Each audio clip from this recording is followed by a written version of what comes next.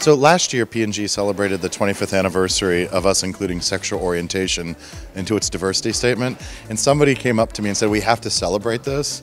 And I couldn't think of anything more boring because it was just what I thought was a corporate anniversary.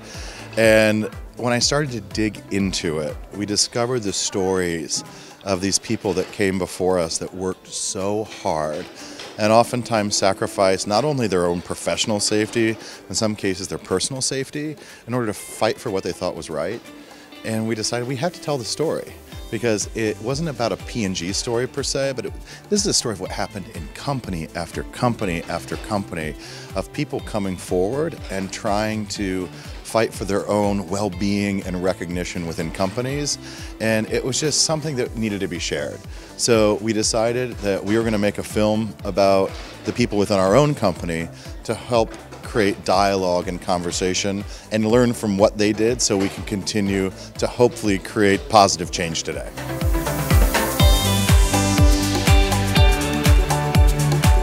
We don't necessarily think about the risk of being honest about our past. It's more of what can we do moving forward.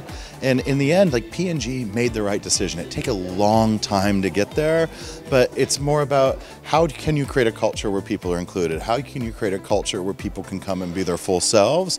And if being honest in our past creates some tension, that's okay as long as it furthers kind of a positive dialogue moving forward.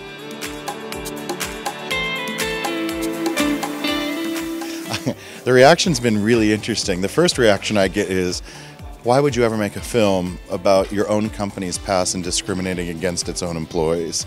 And I think though when you watch it and you see the transparency and the honesty and the conversation that it creates, it's allowed people to be really proud of where they work, not because of what happened then, but because of the people that made change happen and what we can do today to further that conversation.